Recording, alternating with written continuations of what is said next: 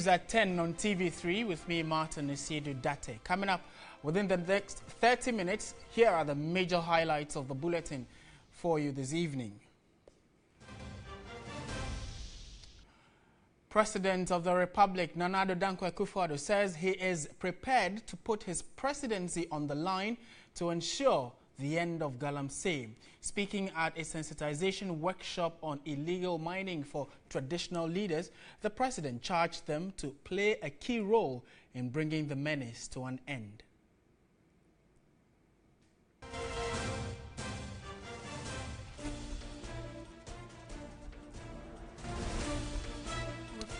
Meanwhile, the president, Nana Addo, has expressed strong reservations against alleged maltreatment of Ghanaian citizens working in Qatar. Receiving letters of credence from some 4 envoys at the Flagstaff House, including that of Qatar, the president charged the Qatari authorities to investigate the abuse and ensure the safety of Ghanaians.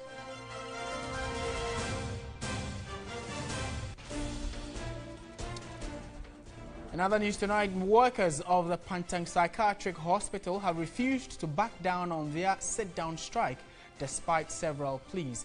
Management of the Pantang Hospital and leadership of the Mental Health Authority at a news conference pleaded with the workers to rescind their decision.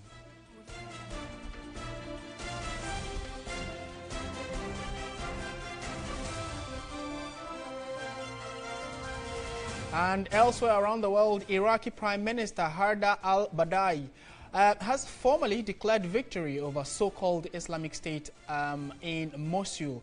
The battle for Mosul has taken almost 9 months, left large areas in ruins, killed thousands of civilians and displaced more than 920,000 others.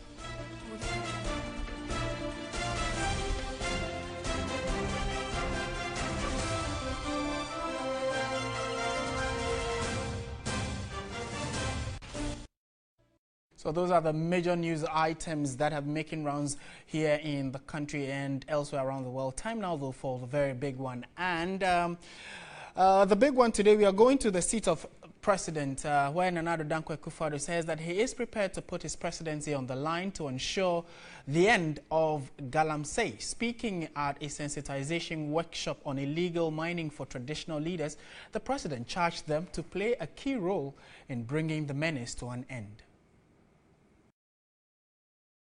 I've said it in the cabinet, and perhaps it's the first time I'll be saying it in public.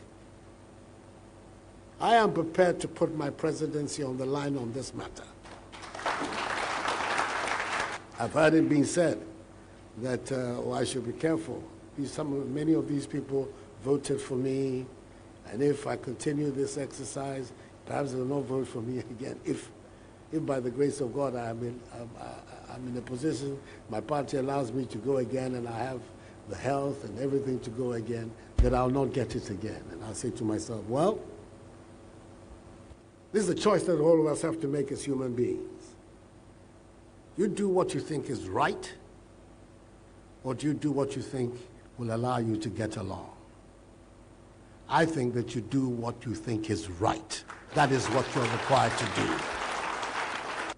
Any serious social mobilization of Ghana, since time immemorial, if you're not involved, it doesn't happen. If you, the chiefs of our country, are not involved, it doesn't happen. So the reason why you've been brought here today is for us to have the opportunity to share with you our thoughts, our strategy, our thinking, and then to ask of you, in the name of the generations yet unborn, for your support and active involvement to bring this menace of Galamsey to an end. Thank you very much indeed. All right, so that is a bold call from the president, and like he himself said, many are asking whether or not he means his words. We'll be speaking to some political watchers on this, but for now, though, let's speak to Edward Ikkaku. He is the Director of Research and Policy at the Artisanal and Small-Scale Mining for Africa Network, and he's joined us to share his opinion on what the president has said. Good evening, sir. Thank you very much for joining us. Good evening, Martin, and good evening to your listeners.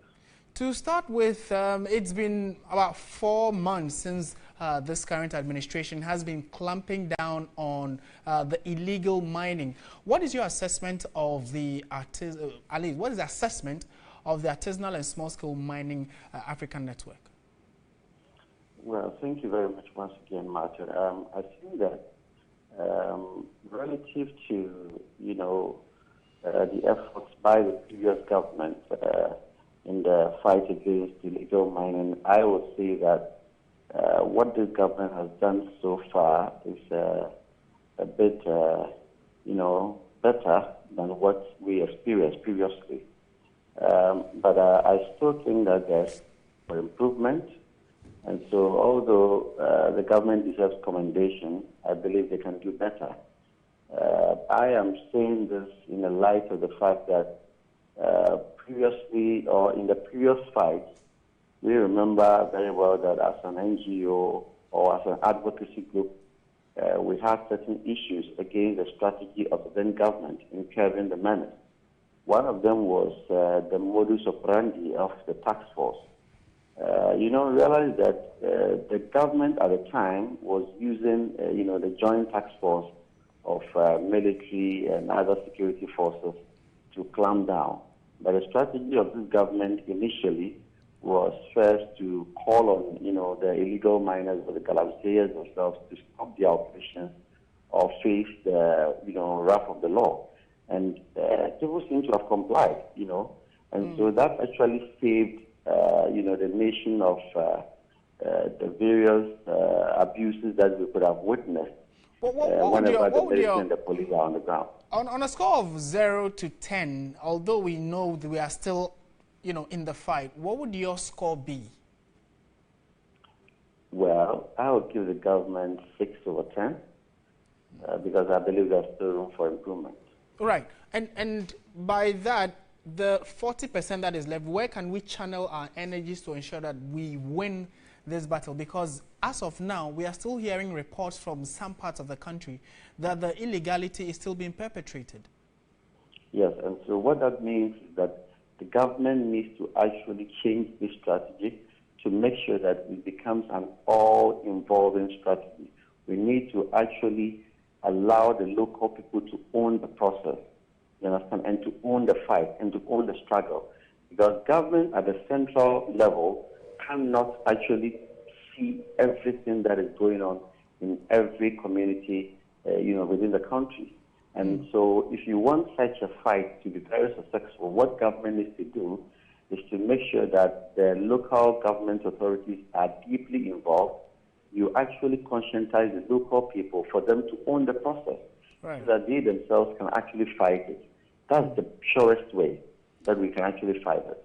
This submission dovetails into my next question, which has to do with what the president himself said, where he indicated that the chiefs must play a critical role in this fight. And the chiefs, let me just put it, succinctly, it says the National House of Chiefs are calling for a restoration of their power to summon subjects if the government wants them to play a serious role in this campaign. What do you make of the call by the chiefs? Really, they seem to be doing a lot of word of mouth, but action is very minute from their perspective. Well, first of all, Martin, I am really at a loss when the chiefs say that we need to restore their, right to summons, because I believe that nobody has taken that right from our chiefs. I still believe that the chiefs have that power, except to say that maybe where people have disrespected them, they have actually failed to enforce, their power. But I believe that the constitution that is in place in Ghana still recognizes the role and power of the chiefs. And so when a chief summons you to the palace and you refuse, I believe very well that the chief has every power to consult the police and for the police to actually enforce, the authority of the chief. No, but so, Edward, really, I mean, is that really the case? Do we not have several complaints of some chiefs even being a part of it, some giving out their land concessions for these illegalities to be, undertaking? Have they really put their, what's the expression, put their acts where their word is? Yeah, so I believe we are talking about different issues now. Because if you are a very responsible traditional leader, I believe that so long as you are very responsible, you continue to gain the respect and trust of the people. And therefore, when there is, some illegality being perpetuated and you call on people, they will respond as such. Right. But in a situation where the people have a reason to believe that the chief or the traditional leader himself is actually a part, or is playing a role in the illegality, that is where you lose your respect. And so I think that the chiefs will rather have to re-examine their roles in the community. In fact, it's even very similar to the role of a father in the family. When a father is very responsible, you always win the respect of your, family members, especially your children. Right. But where you actually, become culpable as a father and you start doing a lot of immoral acts, that's where you lose your respect among your children. Okay. Thank you. Thank you very much for your thoughts on this subject. Edward Kwesi Ikkaku is the Director of Research and Policy for the Artisanal and Small-Scale Mining African Network. Thank you for sharing your thoughts on this subject. We stay at the seat of government because President Akufo-Addo has charged the second batch of newly sworn-in Ghanaian ambassadors, 22 in all, to drive private sector investment to enhance economic transformation for the country. During a swearing-in and presentation ceremony of credentials at the Flagstaff House, the president entreated them to explore new relations to benefit the country. That I will uphold the sovereignty and integrity of Ghana. The swearing-in ceremony brings to 30 the number of ambassadors so far presented credentials to represent Ghana in various countries. Among the 22 who were sworn in Monday was the 2016 PNC flag bearer Dr. Edward Nasigri Mahama, who has been appointed ambassador at large. President Akufo-Addo charged the ambassadors to be responsible and promote the image of the country. You have the onerous responsibility of preserving and promoting the image of a country whose reputation amongst the Committee of Nations is high. You have the responsibility to drive private sector investment into Ghana. You are the chief promoters of Ghana's commercial interests to the respective countries to which you are going. Ambassador designate for Canada and former Attorney General Ikkaku Otu, who spoke on behalf of his colleagues, pledged to live up to expectations. Shall justify the confidence reposed in us and shall use our most persevering endeavors to forward the interest of Ghana and bring investments to Ghana. We've also noted the threefold mission: diplomatic, ceremonial, and administrative, and the need to promote the image of Ghana at all times. This is still news at 10 on TV3. We'll be back shortly with more. Stay with us.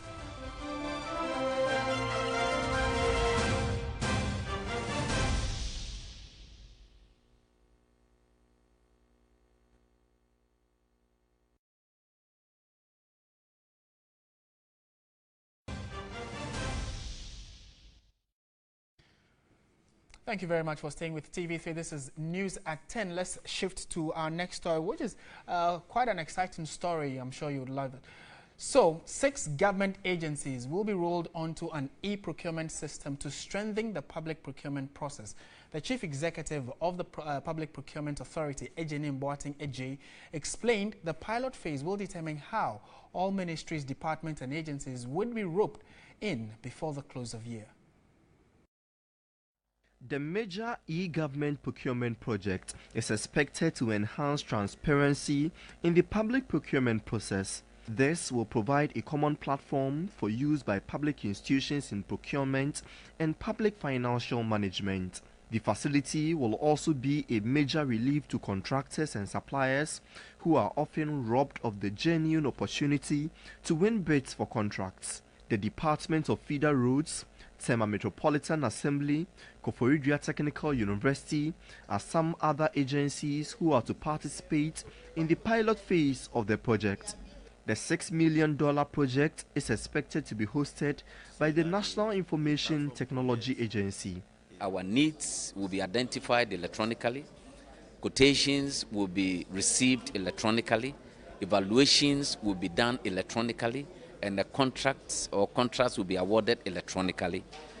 To a large extent, we will have eliminated the human contact. According to reports, 70% of Ghana's budget is expended through procurement processes, and the lack of a robust system largely creates avenues for corruption.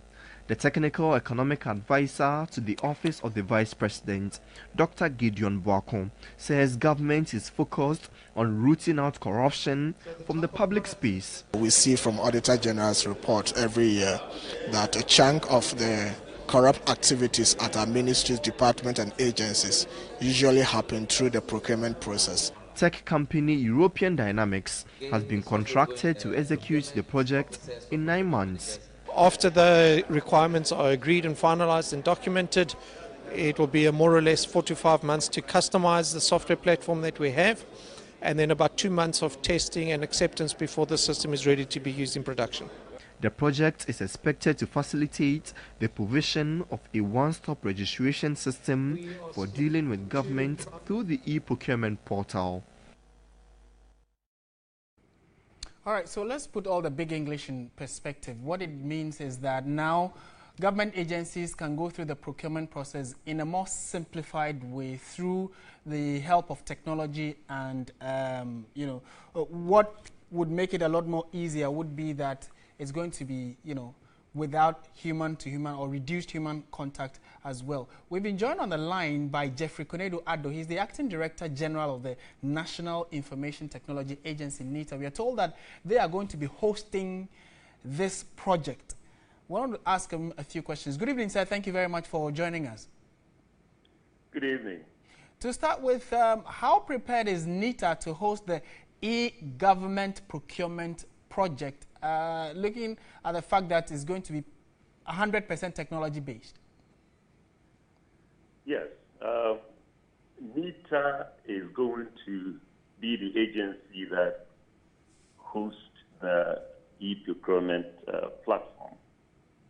And as agency having in charge of the National Data Center, we are prepared, and we have prepared the grounds that will make it possible to host the data in terms of security-wise, in terms of our servers, in terms of everything that will make the system successful.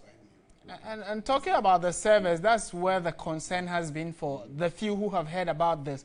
That what is the security assurance you can give us? Because in the last few months, we've been hearing about government websites being hacked, or persons with unscrupulous ideas try to tamper with these database that is going to be, totally based online. What is the security assurance you can give us?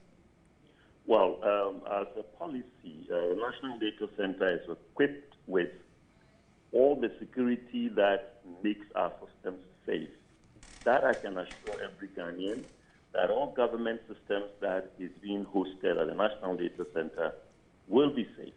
We constantly are on the lookout for all these threats that are coming, and we put preventive measures in place in order to secure all the data that be hosted on the platform.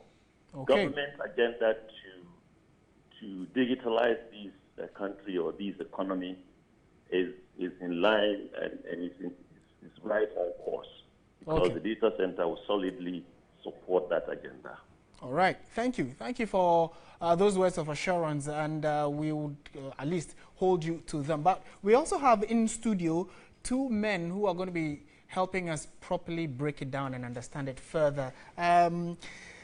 Collins Ajiman Sapong is the president of the Ghana Institute of Procurement and Supply, and he is here with Simon Annan, who is the vice chairman for the Chartered Institute of Procurement and Supply, UK Ghana chapter, and a fellow of the Institute. Good evening, gentlemen. Thank you very much for joining us. Good evening. Please help us understand what e-procurement stands for, and How soon are we rolling it out? Let me start with you, Mr. President. Okay, e-procurement, simply put, I would say that it is a market-oriented procurement system where it is supported with technology. If I say market-oriented, it means that, like for example, normally what we do procurement, the request come, then you go out there, advertise for people to come. But with the procurement, it's like you've put a market together, like a mall, where you have the buyers and sellers in a room, okay? Different vendors, different stores, okay? Powered by technology. Okay. So with the e-procurement, when somebody want to bid for any item, you need to register and get onto the system. Okay, payment will be done there. You can do requests for quotations, tendering, and all that. So it's a controlled market using technology. So everything is 100% e-based, internet-based, or technology-based? Technology-based, technology-based, yeah. Are we totally cutting out human contact? It is not 100% cutting out human contact, because you still need human beings to talk, you still need human beings to do the registration. And again, even you need the procurement people who understand the procurement principles that can relate to the system. If you don't really understand procurement principles, you can't even relate to the system. Yes. Okay. So let me bring in Simon. Simon, what is the problem we have with our current system, and why the need to go technological? Thank you very much, Martin. Procurement in this country has been challenging in terms of the processes. It has been very manual, from the ordering stage to the delivery stage has been very manual. So as a country, we don't have visibility over our spend.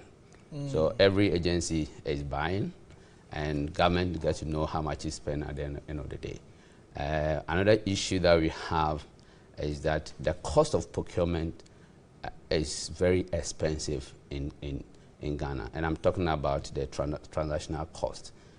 When we have the bidding, we have the what do you call it, the evaluation, we have the requisitioning, we have a lot of paper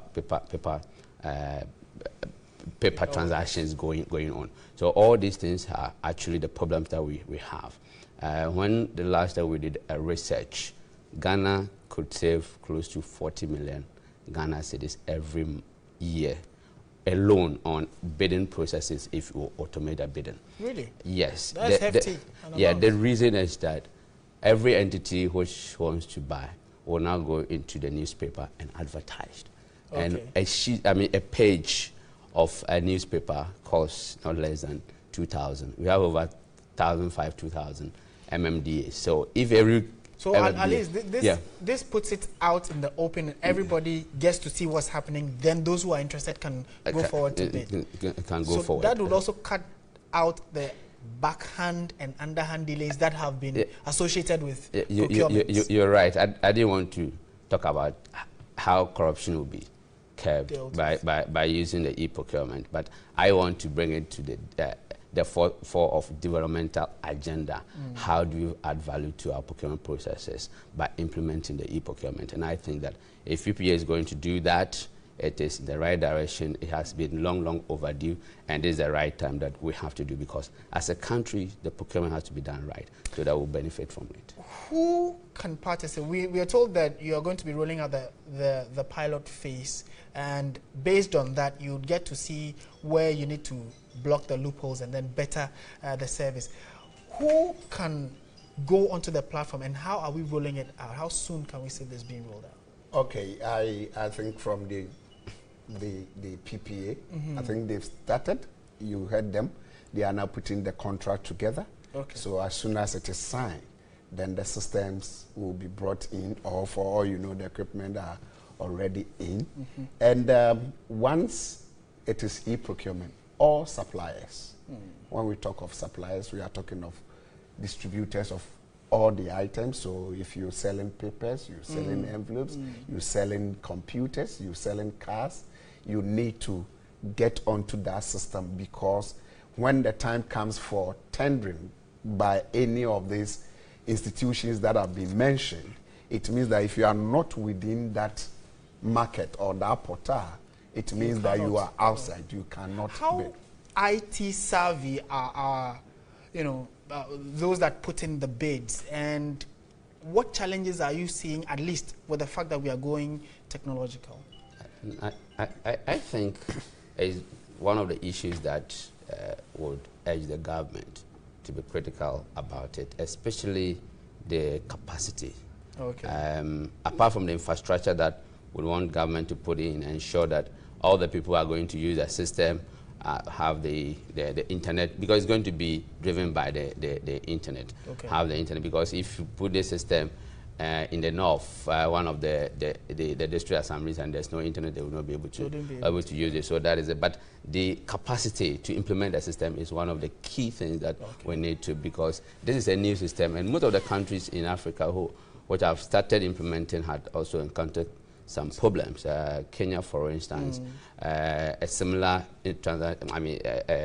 software was introduced, but there were issues, and they had to withdraw even the whole e-procurement system and come. So we are asking government that they have to be mindful about. And also to add to that, I know time is up, but let's finish it up quickly. Okay. To add to that, I know when you talk of e-procurement, it's huge. Okay. We would like them to implement them in phases. Okay. Today you can do the ordering aspect. The next time you add the payment. The next time you add the contract. So it's not rushed. You shouldn't rush it. If not, we have issues. At least it is good news for many who have followed the government procurement, because about 70% of the country's budget goes into issues of procurement. So this is a solid step in the right direction. But that's how we wrap up the bulletin. Thank you very much for watching. We've been speaking with Collins Ajiman Sapon, President of the Ghana Institute of Procurement and Supply, and then Simon Annan, Vice Chair of the Chartered Institute of Procurement and Supply, UK Ghana chapter, and also a fellow of the Institute. My name is Martin Asiedu-Dartey. Thank you very much for watching. Have a good night. Bye-bye.